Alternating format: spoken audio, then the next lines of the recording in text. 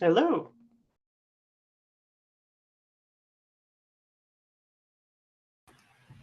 Hello, can you hear me? Yeah. How's it going? Going good. How about you? I'm going all right. Good to see you. Yeah, likewise. I didn't get to all the PRs you linked, but I think I got the ones that are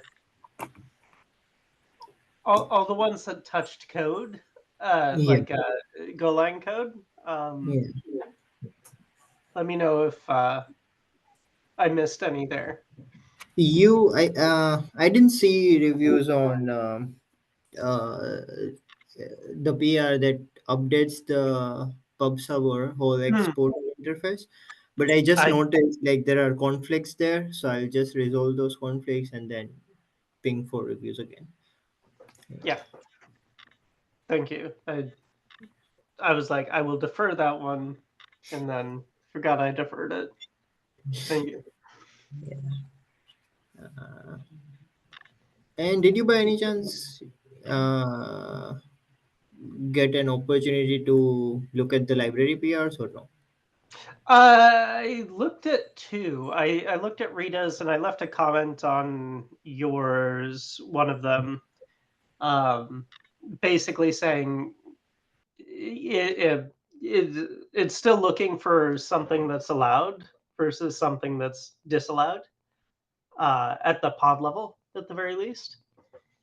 Which, if you compare that to the Rego, basically, at least how I read the Rego, if there's any fields, is this the pod exec options? I want to say, uh, if there's any fields on the security context that aren't in the parameters, they should be denied.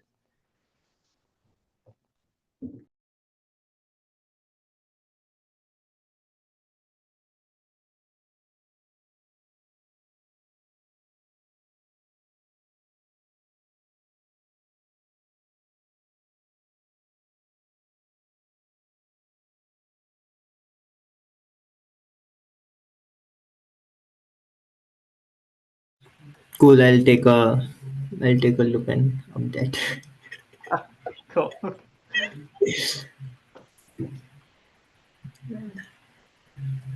Let me just ping retype shis.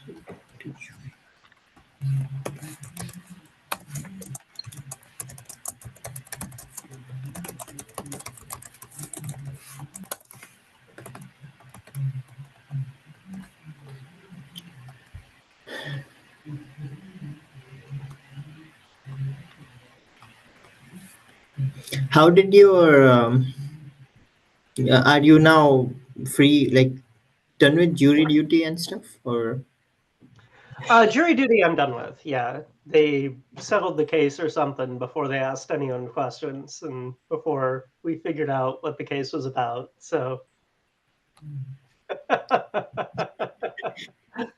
yeah, we were there at like they wanted us there at like 9:30 in the morning, and we were just kind of like waiting in the hallway. They're like, keep waiting in the hallway.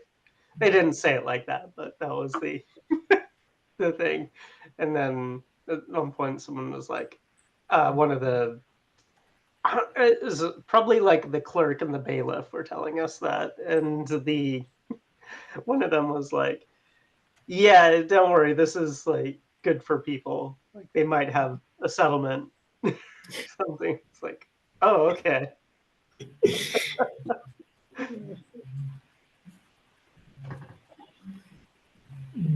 I So yeah, imagine in the case that are running lengthier, it's like kind of 5 weeks, 6 weeks every day going to the court from 9:30 to 4 is kind of more of a work,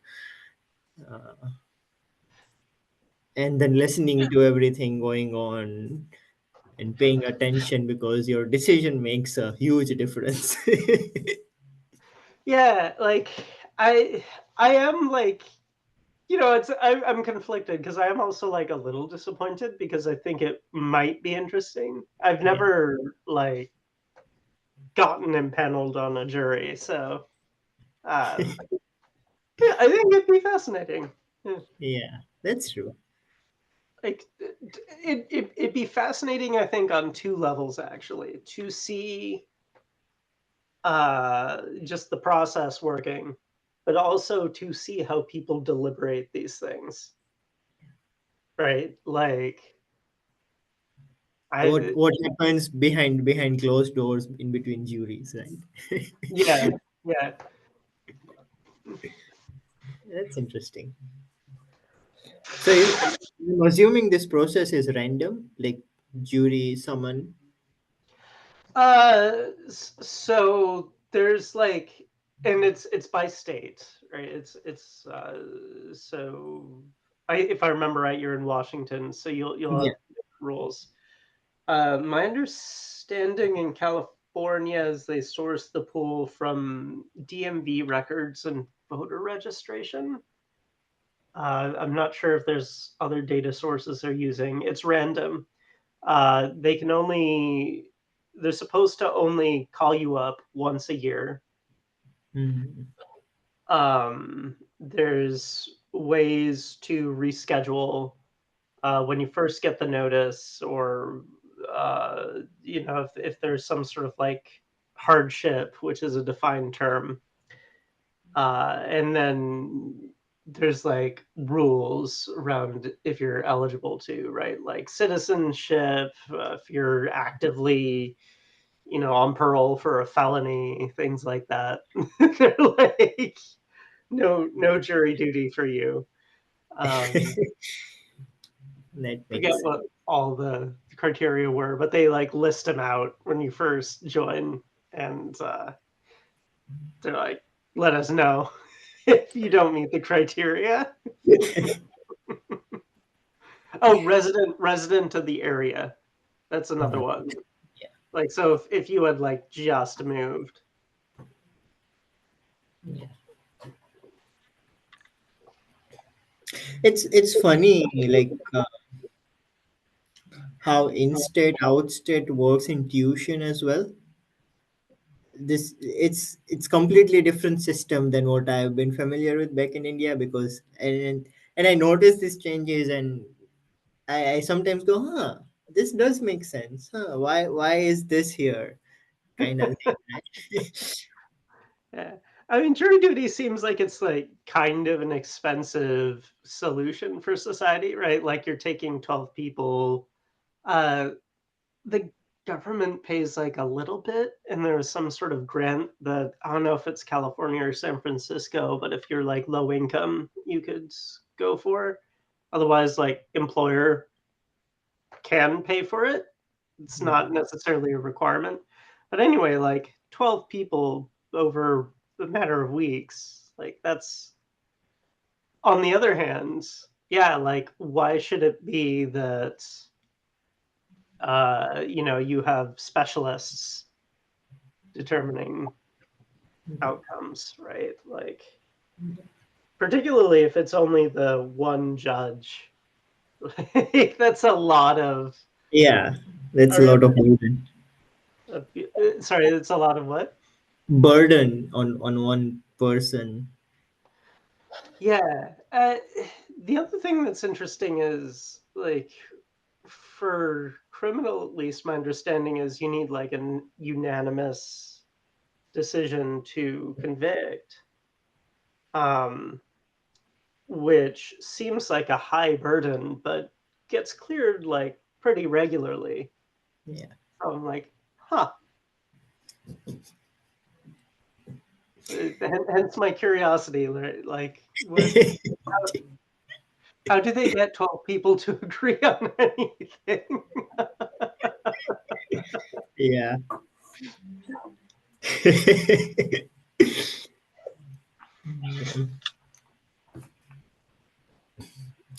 Rita, I think just messaged on Slack, and she also told me on Teams that she has a conflict, so she might Oh, be, yeah, she might not join.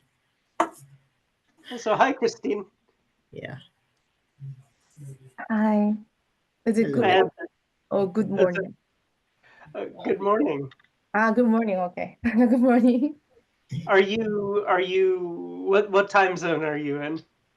I'm in Toronto, so I'm in EST, Eastern. Oh, okay. So you're this is like after lunch kind of it for Oh, you. yes. 1 p.m. right now. We could still call that morning. Maybe you like to sleep in, you know.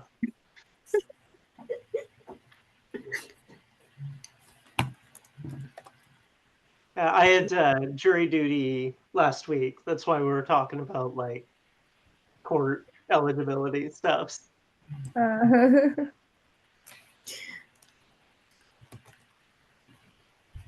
Do you have anything for us, Christine? no, I just here for listen. What are you guys doing? Any new things? Yeah. Uh, so I think we just cut a release. Is that right, Jay? Or are Yeah, we we about did 318.2. Yeah. Yeah. And I'm forgetting, but it's been already a month since we released 318, but we haven't closed the milestone. So I'm guessing in like we'll cut 319 somewhere in between, like mid Feb to mid March probably, or like closer to the mid March. Hmm.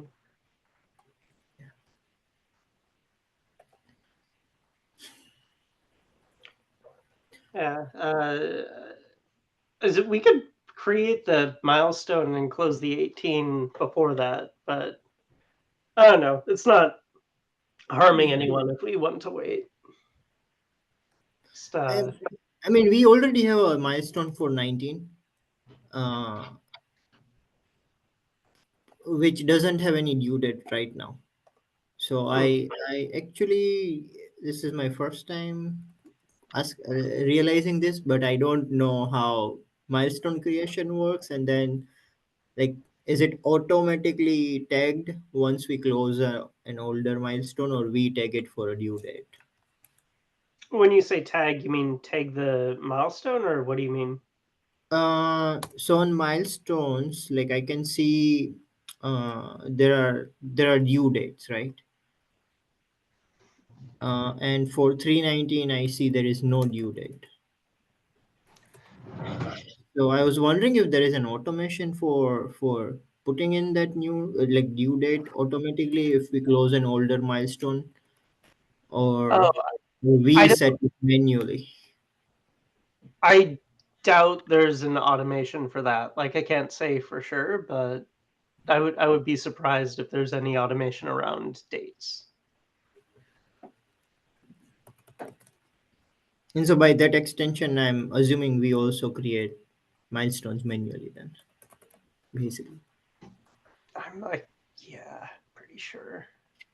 It's possible that it's been automated and I just sort of didn't notice it, but Because in our workflows files, I haven't seen any automation around this, so I'm wondering if like there's something in settings that has been done before that does this whole thing. Maybe not. yeah, But no, I want. Oh, did I? Hopefully, I muted before I blew my nose. Let's see. It doesn't show history of it, does it? If I click edit milestone, maybe it does. It does not. All right. Yeah. So I'm not sure there's any way to investigate that, but the, the, from the way it's been talked about in the past, I got the impression it was manual. Huh? yeah, that makes sense. Yeah, but regardless, I think we should close 318 anyways because it's done and it's been like a month already. So are you okay with that? I have no objections if you think Surtesh or Rita might, just I think be closer to them than I. So no, I think Rita already egged it on Slack. So Yeah, let's close that. Uh, yeah, and I had couple of items to discuss as well. Mhm. So one of them, like I came across an issue which was triaged for 3.8 version. So I'm thinking we should probably close that as well. You came across an issue that was triaged for one. Well, what's the issue?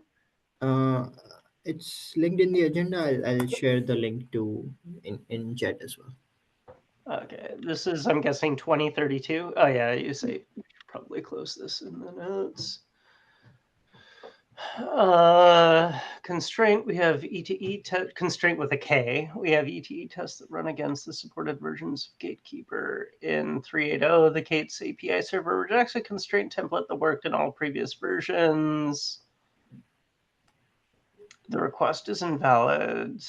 Looks like the problem is the header violation message.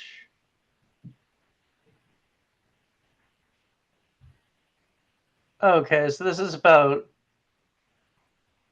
rejection messages not being detailed enough as far as I can tell right now.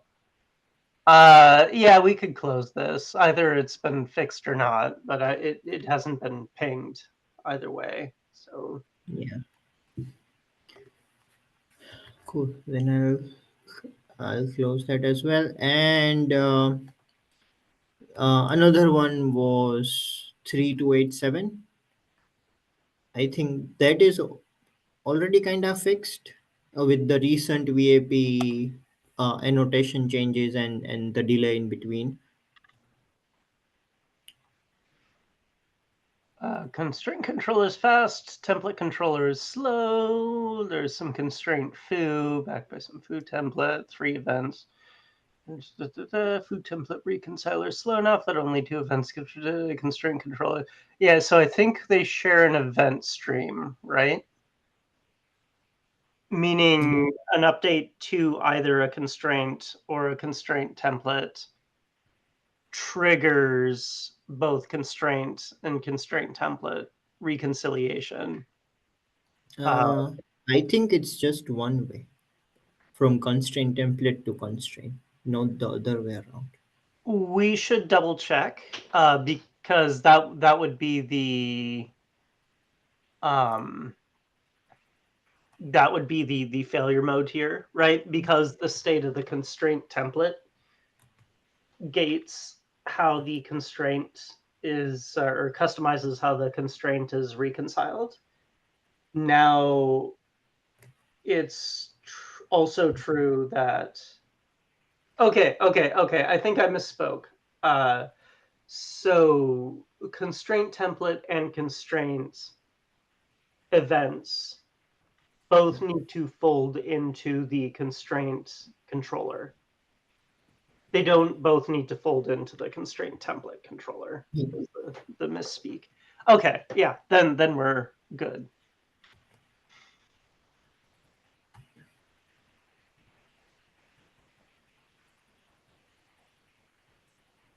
I'll put a little thumbs up if you want to close it Yeah, and take the glory yourself.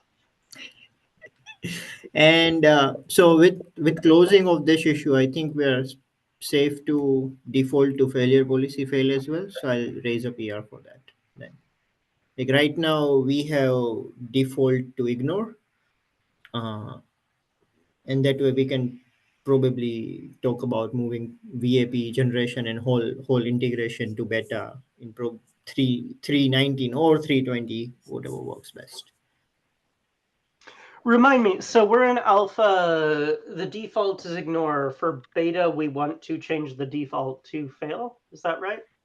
It's not for beta particularly, but like these were the issues that were blocking us to default to fail anyways, right? So once we move to beta, it will be a little bit trickier to explain why now we are changing a defaulting failure Other, policy.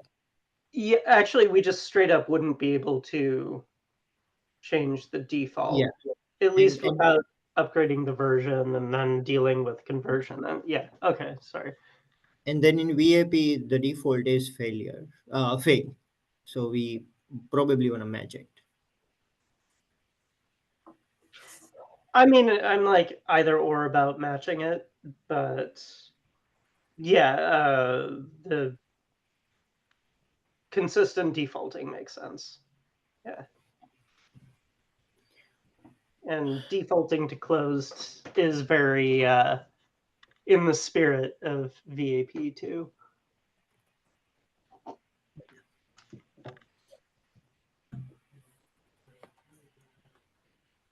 Yeah, cool.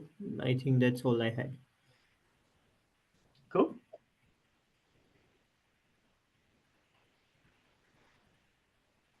Cool. Then we get some time back. Yeah, it's good to see. And just one last chance before we like run away, Christine. Was there anything you wanted to talk about? No, good. Everything good. Okay. See you. All right then. See you next week. All Bye. right. See you. Bye.